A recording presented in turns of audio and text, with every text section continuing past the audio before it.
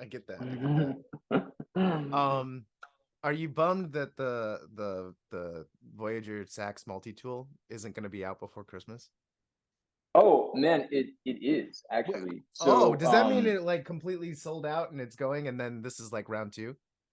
12 Oh, hours. Sold out in 12 hours. see, that shows exactly what. Oh, Crazy. I mean, Yeah. as soon as I saw it, I was like, I want that. Like as soon as it popped up, as Well, soon as it popped up, there was no hesitation. It could have been a $200 item. I'm like, I want that.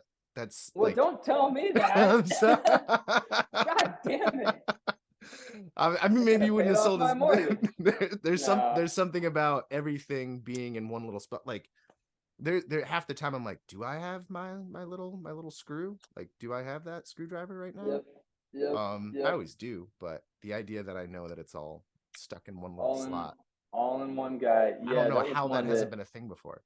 That's that it's I sound like a total dick to say that, but I literally when I came up with that idea, I was like, no, come on. not Somebody's definitely one. and nope, not even close. So Yeah. yeah, I'm already I shouldn't even say this. I'm already working on another like a different version that would be no, the only difference would be that it will not be carry on sized. Okay. Like you couldn't bring out your carry-on luggage, but I'm working on a tool that would basically allow you to do a full disassembly on and reassembly like a COA on your own saxophone all in one multi-tool. It's gonna have like the pliers on it and everything.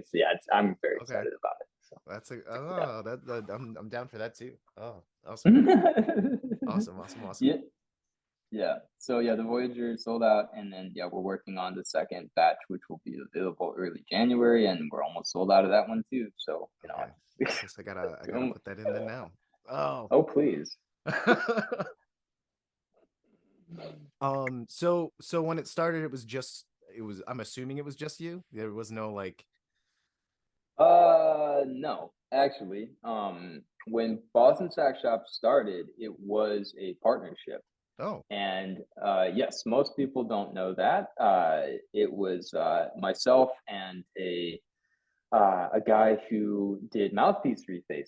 because I thought, how cool would it be to have one place where not only you could get your, because I mean, so often and learning as much about mouthpieces as I have, and I don't consider myself to be, master by any means, but I think that I know a lot. Like oftentimes there can be situations where the horn is being blamed and it's the mouthpiece Yeah, issue, yeah, yeah, yeah. and I thought, man, this is gonna be awesome. Like we'll have one place where like, literally, hey, take my mouthpiece, hey, take my saxophone. Let's like, get this all done and we're gonna figure out exactly how to optimize this system for Yeah. this person.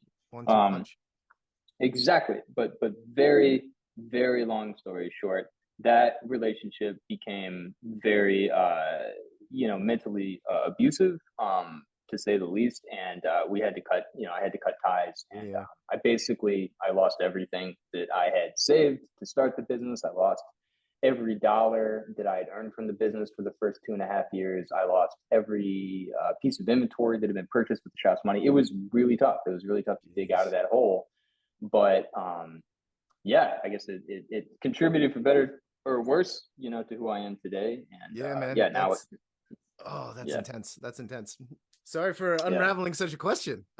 Oh no, it's not. It's not a problem. No. It's yeah. I think it's good for. I think it's good for people to know. But at any rate, yeah. So that was the first 2.5 years, and it's still just like I have no other business partners with Yeah. Boston Sax Shop. Obviously, I have something going on with Mr. Lefkowitz Brown, which is the Nexus saxophone Yes. thing, which is a whole other thing. Yeah. But yeah, BSS is still me, but at this point, I have 5 people that are working for me.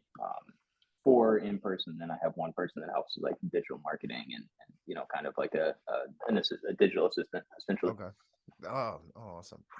Like did it ever feel like you were like when did it feel like all of a sudden you had the relief to be able to kind of like outsource some of the time like so that you could give like Yeah, I mean, there was never.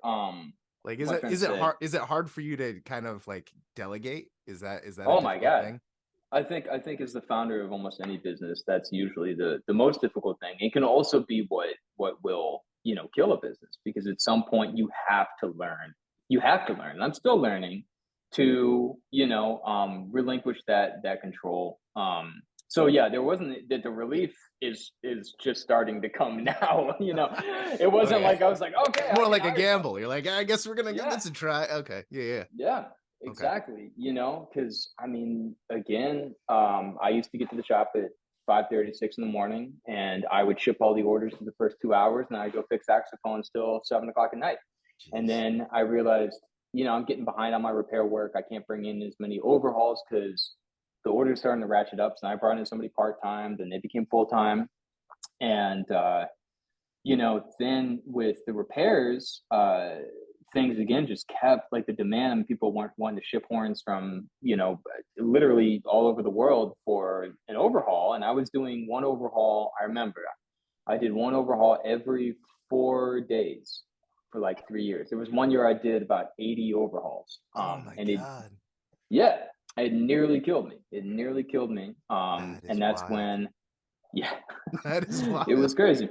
And like the minimum amount of time for me to do an overhaul at my peak, which was then because I was doing so many, the Yeah. minimum, like if you gave me like a Yamaha that needed its first overhaul, it would still take me 20 hours. So, a lot of the vintage horns were taking, closer to 30 hours. So it was a lot. Wow. And then,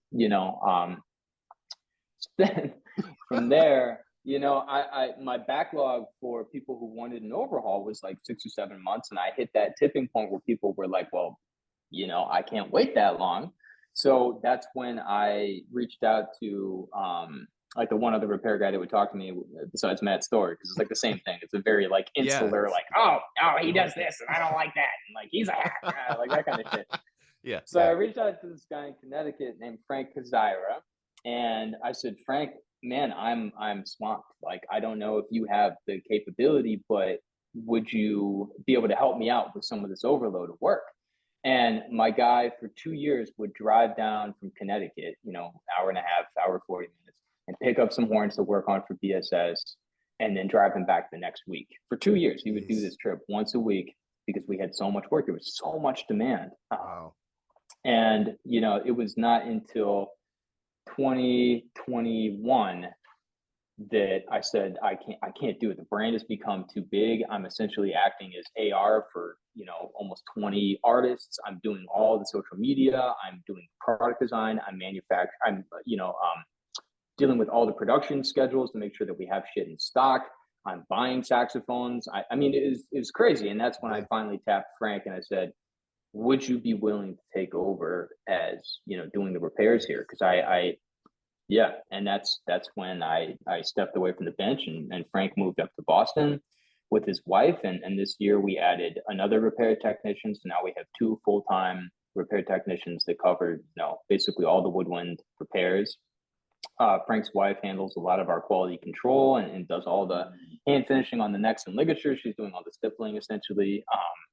I've got two guys that do full time both sales and logistics in terms of shipping, and then I've got somebody who works remote who handles like the content for the emails and for Yeah.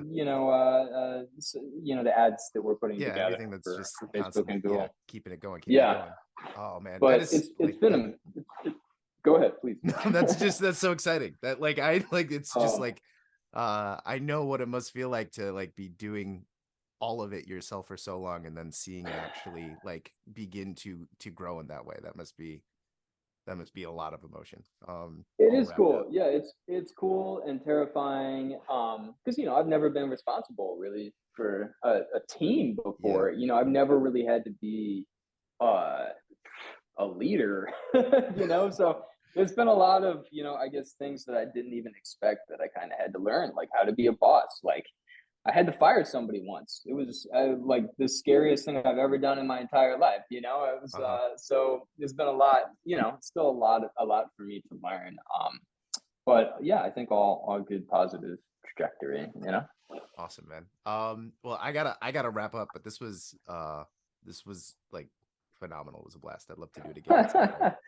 Thanks, man. Yeah. I could probably talk to you for hours. Like every time you said something like, "What about this? What about this? What about this?" I'm like, "Nope, nope, nope, nope, nope, nope, nope." No, Well, man, I but I appreciate your interest. no, for sure.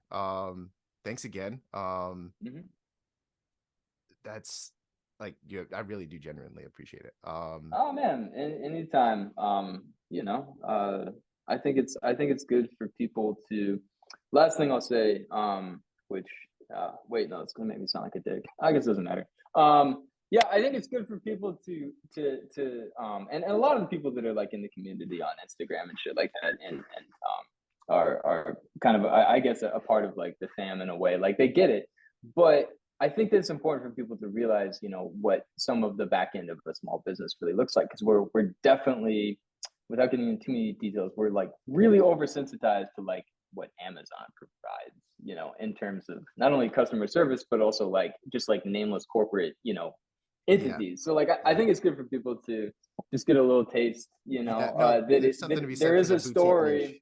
Yeah, Right. Yeah. There's a story, and DSS is still that. Like, we've grown at a pretty fast pace, but like, we're still just a bunch of dudes that play saxophone that want to make cool shit. I mean, that's really the core of the business. So I think it's cool for people to hear a little bit more about it. And yeah, definitely down if you want to do another one of these in the future. awesome. Sounds good, man. Well, I will let you go. Again, Okay. I appreciate it.